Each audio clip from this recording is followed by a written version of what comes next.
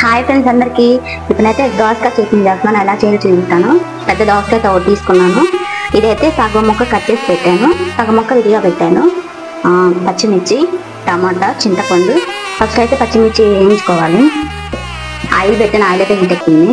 ఇప్పుడైతే పచ్చిమిర్చి అయితే వేగిపోయింది. ఈ విధంగా అయితే వేగిపోవాలి. తర్వాత టమాటా ముక్కలు వేసుకోవాలి. ఇప్పుడైతే టమాటా ముక్కలు వేసాం కదా, టమాటా ముక్కలు కూడా అయితే మగ్గిపోయింది. దానిలోకి కొంచెం చింతపండు సరిపోయింది, జీలకర్ర కొంచెం. ఇవి మగ్గిన తర్వాత నెక్స్ట్ దోసకాయ ముక్కలు అయితే వేసుకోవాలి. ఇవి కూడా అయితే కాసేపు మగ్గాలి.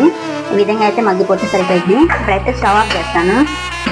స్టవ్ ఆఫ్ చేసి మిక్సీ జార్లోకి తీసుకోవాలి. తర్వాత అయితే 4-5 వెల్లుల్లి రబ్బలు వేసుకోవాలి. సాల్ట్ కొంచెం,